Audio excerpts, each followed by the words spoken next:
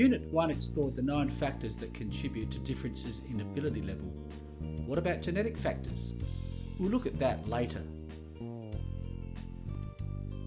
There is another indispensable factor that underpins those discussed, the M word. The fuel of human behaviour, the central tenet of psychology.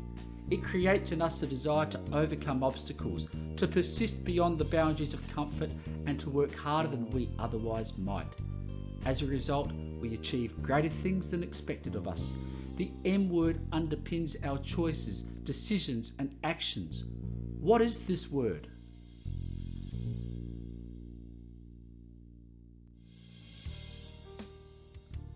Motivation. Wouldn't it be great if students could be strongly motivated all the time?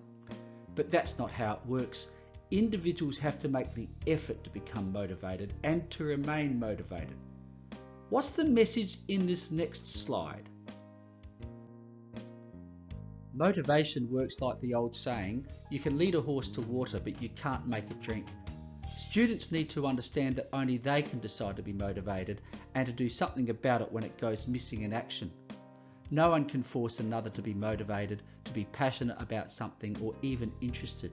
As teachers, we might try, but be careful.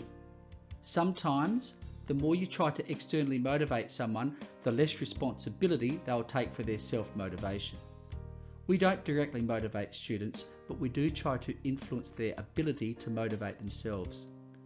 We support, encourage, give time, fire arrows of inspiration in the hope that students become curious and find delight in their learning. But ultimately, if it is to be, it's up to them. Understanding intrinsic motivation theory gives an insight in how best to try to influence self-motivation. Successful people are self-motivated. Why indeed? Teachers should not assume that the horse isn't drinking because it's not thirsty. There can be other explanations. The horse might not like drinking water. It might not know how to drink the water. The horse might not trust the provider or not understand the rationale for drinking water. Likewise with children and learning. We may not be privy to the truth about a child's disinterest, but understanding motivation theory is a good place to start. When children give up on an activity, they sometimes justify it because the activity was boring. People devalue what they're not good at to save face. More likely, when children quit early, it's due to a lack of confidence to succeed in the endeavour. In these situations, teachers and parents can question, what is it that bores? Or as Harvard would say, what makes you say that? Boredom means lack of engagement of the mind. This is unlikely to be justifiable as the reason for lack of persistence. A simple motto for students. A reminder that no one can provide the effort for another to learn. Students, if you want to improve, it's up to you. According to Harvard's Teresa Amabile, the greatest single motivator is making progress. People just love getting better at things. So to remain motivated in anything, you have to make progress. People who don't stop trying and sometimes quit altogether. How do you make progress?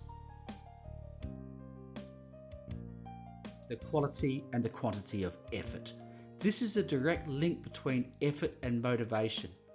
Observing the factors for exceptional performance, when you leave out early childhood events, this is essentially what remains.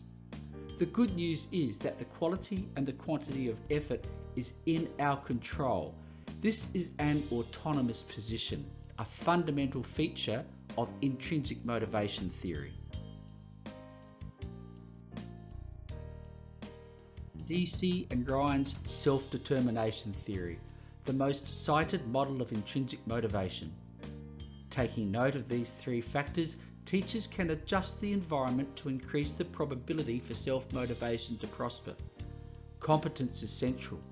I'm making progress. I'm achieving goals. Relationships motivate and engage us. Unfortunately, children don't learn well from people they don't like. Children need teachers to trust, respect, value and like them. and to have high expectations of their performance. People have a natural yearning for autonomy. We see this when a child says, "Mum, let me try it by myself now." Autonomous competence means I know how to improve. I know how to learn. I'm not good because of external factors, but because of my effort. It's determined by me. I'm the driver of my competence. Growth mindset is an autonomous disposition. As well as the freedom of personal control, autonomy includes willingness, volition, and choice. The fixed position, though, consists of factors outside of one's control, such as genetic determination, resulting in a degree of learned helplessness. It says, "This is who I am, it's just the way it is." For the past 20 years, the modern-day champion of the learning mindset has been Stanford University's Dr. Carol Dweck. Dweck's research included an investigation on why some learners quit so much quicker than others. Spoiler alert, Dweck found it clearly associated with a fixed mindset rather than a growth mindset. But the mindset question is one of attribution theory. How do you attribute your abilities? Why are you good at what you do? This is attribution theory. The two predominant responses reveal the fixed and the growth mindset. That is, some people view their intelligence as somewhat fixed. You can make small changes but nothing major. Performance ability is more about innate talent. Other people, though, believe in the incremental theory of intelligence, that it can be improved through learning, training, and effort.